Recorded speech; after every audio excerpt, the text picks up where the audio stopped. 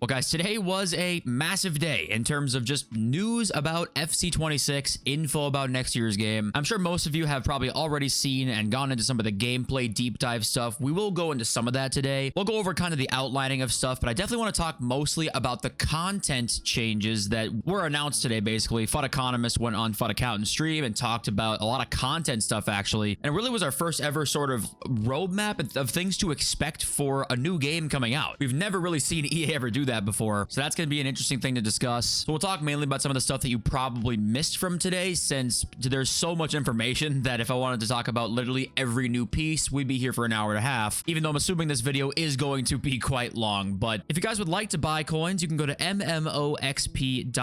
There will be a link in the description down below. They are the cheapest and the safest option. You can use my code JFC at checkout for an 8% discount. I want to say, hey, thank you guys all for joining and being here today. I appreciate you all, of course, as always. So we're going to start off with this right here. So FUT Economist went on to FUT Accountant stream, right? I've downloaded some clips from this that I'll play periodically throughout this video, but he actually gave us a kind of roadmap on what content for next year, really a main kind of plan for it. And the first thing that he said really was that we're just going to have a slower power curve next year. They're going to slow the power curve down. You're going to have longer with all of your items is their goal, basically. I think he says the start of the year where it's golds, icons, and base heroes are as a time that they want to extend next year. And because of that, there will be some changes to rewards and stuff that I think we'll talk about in just a little bit later. But AC says here, this is kind of a leak from AC. I think this isn't really what FUT Economist said in his interview exactly, but a lot of the leakers right now basically are saying this, that there's going to be less promos next year, less store packs, less paid EVOs. Like there's basically just going to be an all across the board less of everything, which if that turns out to be the case, obviously is a good thing, right? That I think we've been needing. Like how much further can you go in if you need to do more and more and more of everything? Like right down here, for example, in this graphic, there's 111 total promo teams. So like, 2 per some of these promos, random ones mixed in, 111 teams. And by the end of the year, there could be a total of 130 promo teams. So I think we all can probably agree that's probably a good thing, right? Also, the market, they talked about how it's been frustrating buying cards on the market, right? Because they just constantly fall in price, right? You guys know when I was doing market watches, really, if you've been around for a long time, you used to go much more in depth about it. But now all it is like, hey, it's going to drop soon. Like, get out. There's not really investments anymore, right? In terms of just longer than a day or two, pretty much. And it's not really as fun that way for me personally. But let's play the first clip right now. 25. I think the power curve, I know we talked about this a little bit yesterday too, but in terms of the hardcore user base, which again, a lot of these guys are here that are watching, it felt like it started really fast. Like we got out of gold cards real quick. And then we got to Team of the Year, and we got Team of the Year cards and Team of the Year Bale SBC and Team of the Year Blueprint EVO. And it was like, wow, this is insane. But then it just kind of made everything after that taper off, and it didn't feel as worth it. So what was the feedback that you got for that? And how does that implement itself in 26 to help improve that a little bit? Because I know it's got to be a crazy way to calculate it throughout the whole year. So many decisions with all the promos and cards. So. Yeah, no, it's a really good question. I'm glad we're getting into this one because there's a lot to talk about here. So generally speaking, just kind of like high level, we heard the feedback this year around like the power curve moving too quickly. I think there's a couple times of the year in particular, as you mentioned, sort of at the beginning of the year, and then sort of like Team of the Year into like Team of the Season time. Were 2 periods of the year where we moved really quickly. And I think as we head into FC26, we are going to be making a concerted effort to slow things down, but I do want to get into sort of like what it actually means to slow things down. But before I do that, though, I want to talk about sort of like what are we actually trying to like achieve when we like say slow it down. And I think there's maybe sort of 2 example problem spaces or like kind of like experiences that I would like cite. The first is that, and I feel this probably just as much as you guys, like when you buy a player item or you like you pack a player item or you earn a player item for whatever it is, right? Get it from an SBC, premium pass, standard seasonal ladder. It's frustrating when that is like your new best striker and then it like stays your new best striker for like a week. Right? And then like the next promo, there's something that is like just as good, if not better. And that's frustrating. You don't get to like enjoy sort of the investment or the time that you spend to like, get something. So with that in mind, we want to find ways that we can extend out the life, if you will, of some of the items. That's kind of the one of the things that we're looking to do. The other piece is that just directionally, it's become a really like risky value proposition or sort of like investment, if you will, Yeah. to like buy an item off the transfer market, especially if they're an expensive item, and then hold that for an extended period of time. That's facts. And that's like kind of frustrating. Like you see a lot of people like they basically just have like untradeable squads, or a lot of people just run untradeable squads because they just don't want to worry Guilty. about they just don't want to worry about the fact that like, hey, like this item might just like collapse in price tomorrow. And so with that in mind, those are kind of like the two things that we're taking back and kind of going like, all right, well, we want people to feel like confident engaging in the transfer market, buying items, putting them into their squads, and we also want to have like just basically allow players to like enjoy sort of the items that they go and earn, and just kind of like, you know, get used to them, sort of grow affinity with them, etc. So with that in mind, we're going to be looking to slow down the power curve. There's a couple things that I would, you know, you could expect to happen as a result. The first is that like the lifespan, if you will,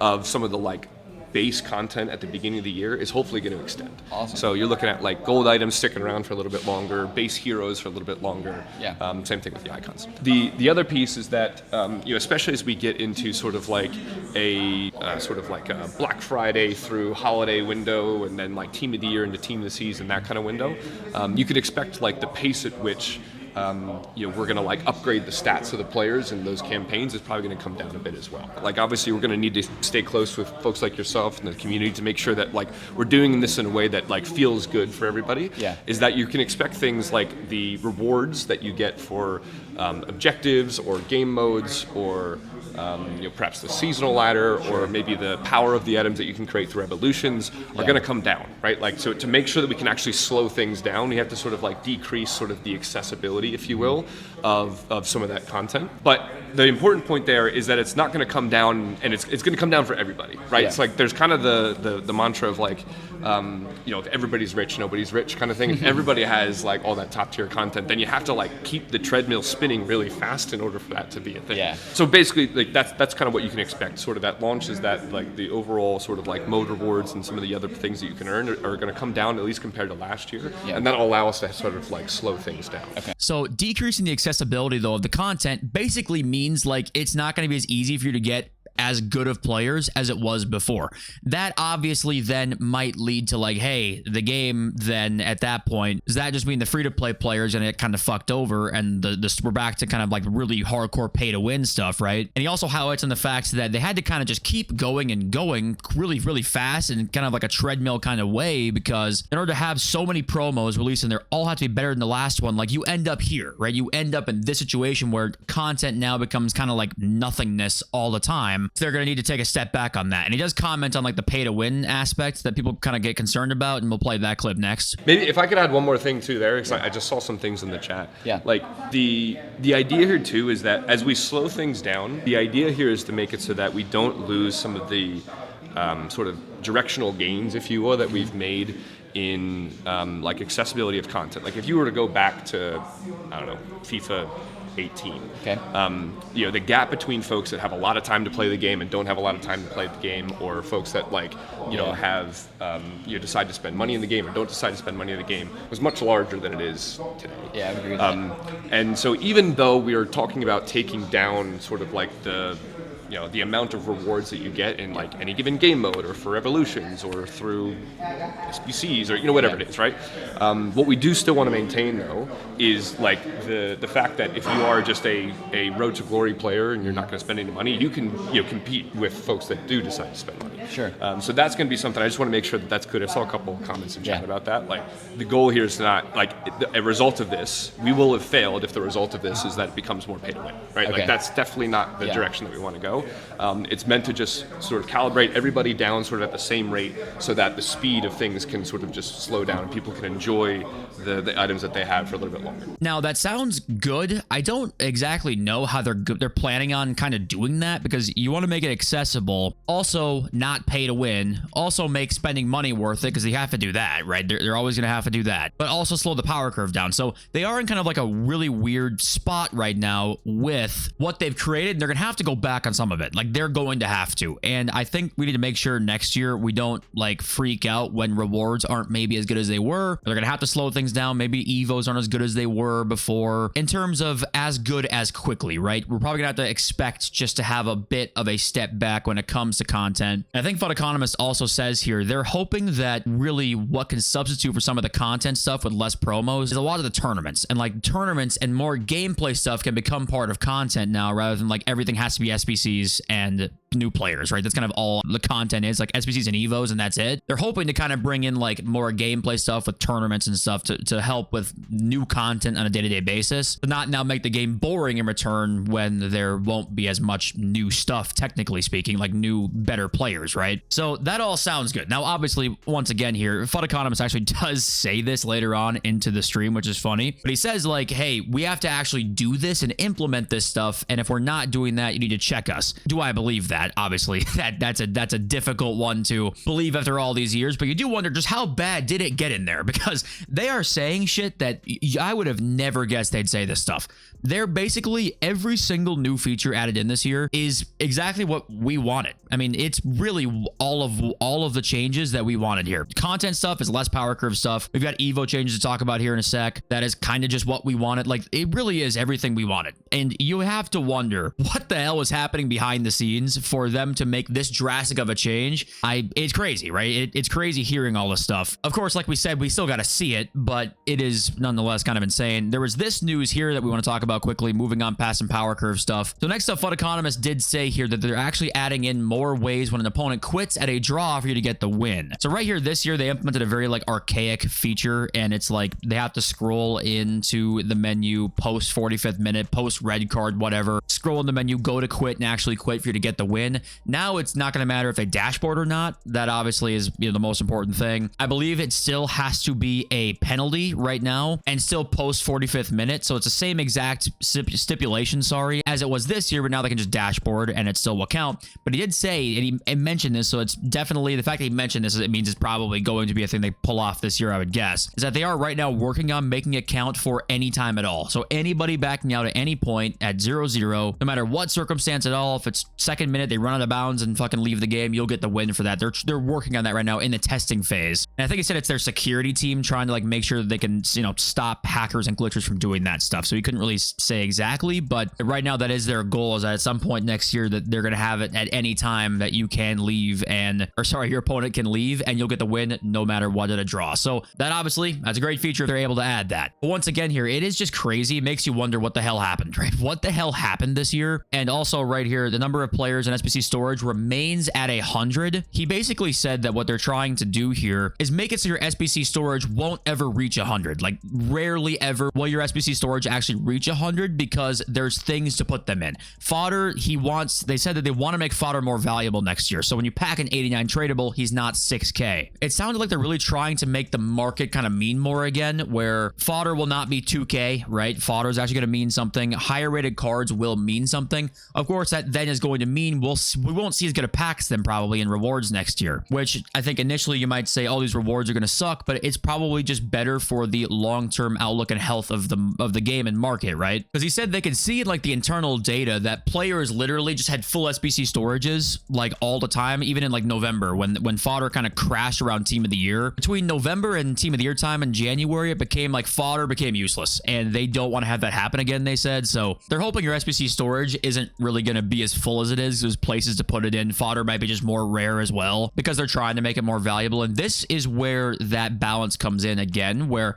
EA can send this and go the opposite way, and it can be a bad thing. Like, that definitely could happen here, but I think it's probably the right design direction to be going in a backwards way almost. I think we all can agree that it's just too much right now. And we have more content stuff to talk about too, but also EVO changes getting into this now. We have goalkeeper evolutions, been confirmed. They're going to be in the game next year. Repeatable EVOs now are going to be a thing where apparently you can do them multiple times. Certain ones you can do twice, or certain ones you can do once every 3 days or something like that. That'll be a thing next year. And also keep the card designs after the evolution. that is going to be one of the bigger changes, really, that I think we all are excited to see. I definitely understand. People actually have said in the past that goalkeeper evos might actually not be a thing you want because everyone will just have a 6'8" or 6'9" evoed goalkeeper that is going to be godlike. And I can see how that could be a problem. I definitely could see that. But I do think they could do some things with like a height limit where, say, a height limit is 6'5" or 6'6" on like all evoed goalkeepers or something like that. There's things they could do. I could definitely see how that could be a problem. But a theme actually with gameplay stuff, when we get into gameplay stuff, is that goalkeepers seem to be better, which could be a bad thing. It definitely could be. You'd obviously hope that we can textually smarter and not like, oh, they're just gods now. But apparently I did hear from somebody that goalkeepers appear to be like really, really good right now, and finishing when it's one-on-one wide open is good. But other than that, it doesn't seem to be very good right now. That's a concern to me, but we'll get into that more in a second. We don't know if that's the case. It's July, right? So that could change. But so all in all, with the power curve changes, it does seem to be very cool. I think we all want us to be going back to some golds for just a longer period of time. The base icons, base heroes, and seeing the engagement on tweets today, you can tell that all the things EA have announced have been just things that we've wanted. And this is the problem with this, is that I obviously want to sit back in one hand, I think you do too, and like appreciate the fact that they are implementing so many things here that we have wanted. And gameplay, it's all it is. It's just shit that we wanted. Some stuff actually, we'll get into, is not actually stuff. A lot of it is. And content stuff appears to be kind of all stuff we wanted. The execution is really what matters here, right? Of course, this all sounds great. The execution could be just utter dog shit and it doesn't really matter. So I don't want to sound like I'm hating, obviously, on these types of changes, because I'm not. But it is very important that they follow through with these, because these changes, in theory, I always said that when they make these changes, I think it's actually better for them, and they'll make the same amount of money anyway in the long run, because things will just mean more, and the packs people open with money will mean more, so more people will end up doing them. But obviously there's a chance that they don't implement it in the right way, and that does not happen, and they're going to start quickly speeding up and kind of ruin that power curve that they're trying to create that's slower. So you just got to be careful. But I do want to give credit where credit is due, because that's one that I think is kind of ballsy from them almost to try and do. That's why I'm almost more skeptical of that change, that we'll actually see that, because it's kind of ballsy from them to go backwards a bit. But okay, rivals objectives coming in. I think there's more ways to earn more points next year, it looks like. So I think there's like win streaks again where you can earn more points. I think that was a leak. You also got objectives where it's like, for example, score first next game, you'll get more rivals points. Also, score 5 goals with La Liga players. There'll be more objectives for getting rivals points as well, quicker, to get your rewards quicker. So that I think is cool, because then maybe actually theme teams, they mean more, I guess, because say it's a La Liga team and you get double points for using a full La Liga team, then that might, help save time. So that seems like a cool addition that we might see next year. Keep in mind, this is all like prior to the Ultimate Team patch notes. Like there's gonna be a lot more stuff as well. And keep in mind, guys, I do recommend you guys just go and watch this VOD, because there's so much in here that I can't tell you. Like there's a lot of little stuff that I'm gonna forget and not mention in this video. But one of the last things he said that was kind of interesting was about draft. And he said that there's gonna be no like real changes to draft in terms of like the way it works, because I mean, we all saw that one coming. But he did say that they're gonna update rewards in draft now as well throughout the year, so that's like more worth your time, similar to the other game modes as well. So that would help a lot. Still, it's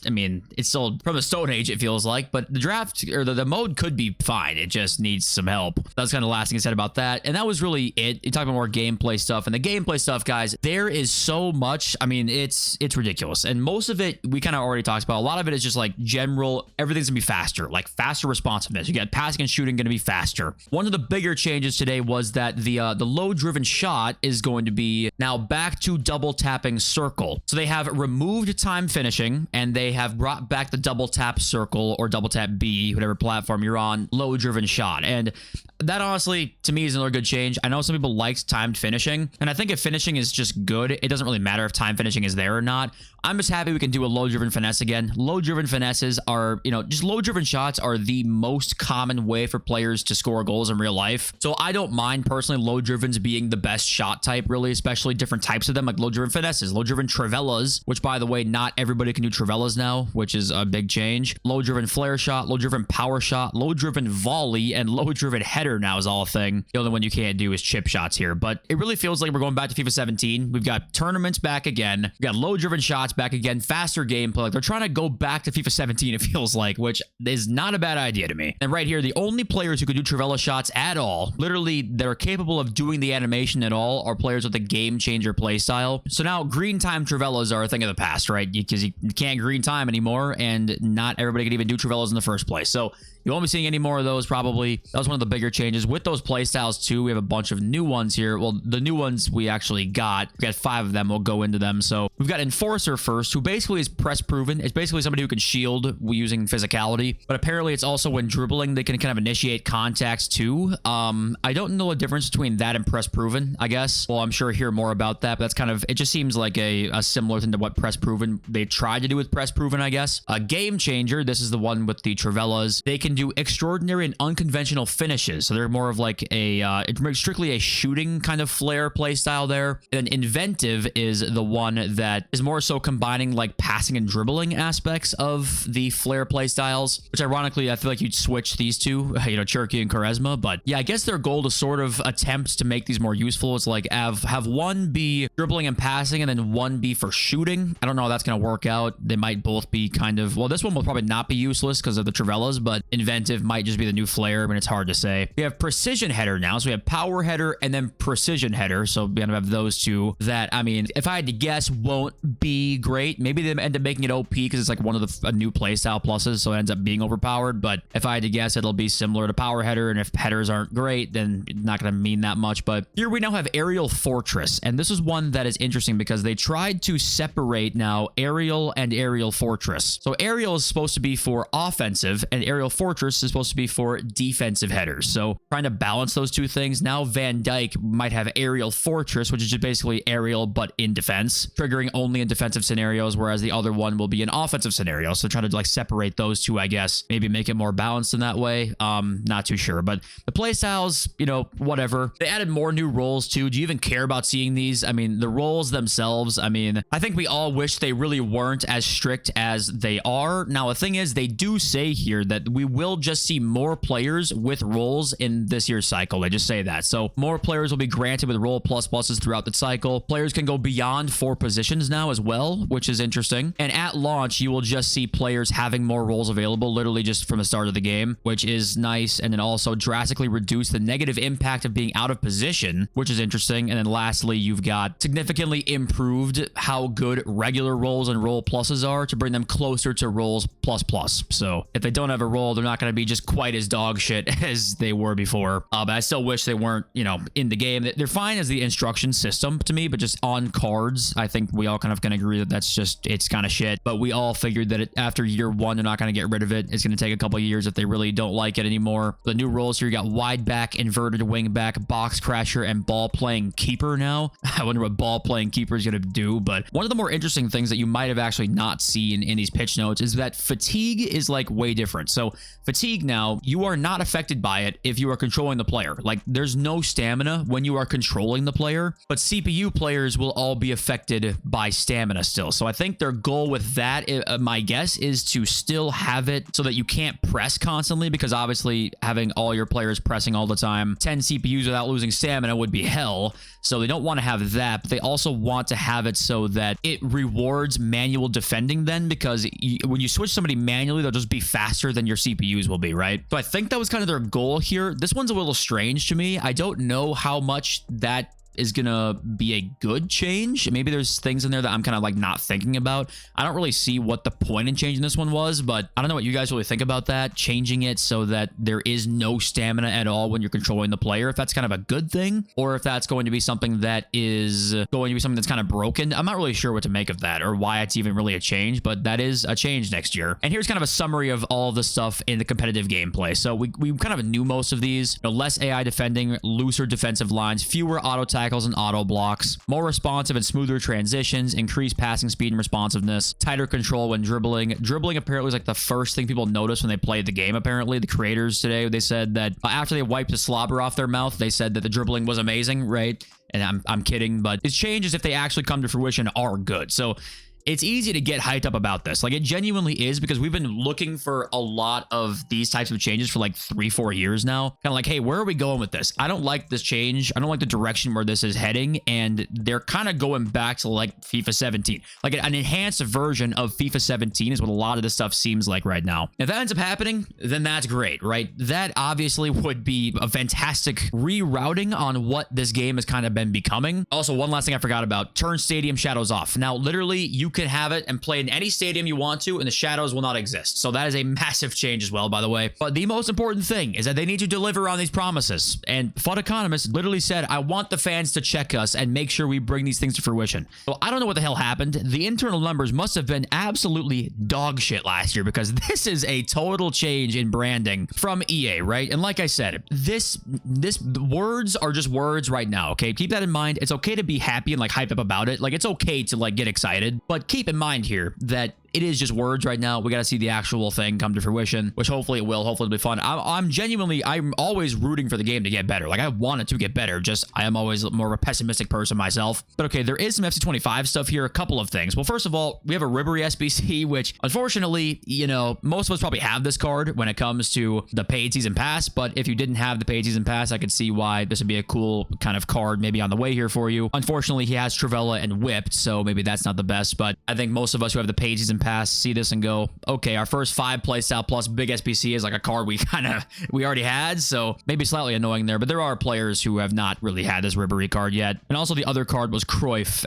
There's a 99 Cruyff Futties card coming in this next Futties team. But yeah, that's the FC25 stuff right now. And just what do you guys think about what we've been hearing? There's a ton more stuff, by the way. I covered like legitimately 20% of the gameplay stuff, and I was trying to keep the video like somewhat less than like 30 minutes or so. But also there's like DC improvements they said they're teasing for in the Ultimate Team deep dive as well. So a lot to get into and stuff. Go read through the pitch notes if you guys want to go check that stuff out. But yeah, I want to hear your thoughts, obviously. What do you guys think? And are you optimistic? Are you still pessimistic? Do you think it's going to be the best FIFA in history, or is it going to be the exact same shit, you know? And okay, let's read some of your comments here. And the first thing I saw with most of your comments that was post this interview was like, I wish Nate asked some more like, you know, in-depth questions. And I definitely get that. There obviously, if I was interviewing him, I probably would have asked a couple more questions as well that were maybe slightly not what he asked. But there were some good ones. Like, for example, one I did not cover in this video was actually SBC bans. So we talked about that, and he's like, I know that you kind of can't talk about certain SBC bans and why they exist and what the exact number of SBCs it is to trigger that ban, but do you see our frustrations with SBC bans right now? And he was like, yeah, we need to make sure we work on that and there's less actual people getting SBC bans. So there's things like that he did say. You know, of course, I didn't expect much from an interview like this, and I got more, and we got more than I thought we would. We got somewhat of like a preview of next year's content, which we never get previews of content. Like, they don't tell us shit when it comes to content. I think that's kind of how we ended up in this mess in the first place, where it's just a bunch of shit constantly all the time. So it's nice that they did talk to us. And yeah, of course, I might have asked some like more difficult questions, but I'm not going to get the interview. So I'm not going to blame Nate for not asking like, you know, the craziest questions of all. And like Gator Doc says here, you know, let's not forget they gave up on this game 2.5 months ago before team of the season. And why? Just to focus on selling us a new and improved game that they can give up on at any time. Believe it when I see it. And we got to remember, like, once again, yes, they did seemingly like give up on this game. It felt like for a good chunk of post team of the year content, legit felt like slop. And I don't know why that was the case. I don't know if they were just stuck in like this spot where they just like held their hands up and were like, we can't really do much right now. The power curve, we can't make everybody have 99 cards in March, so we can't, like, what are we supposed to do here? So it's important to not forget, like, we got a shit product. Like,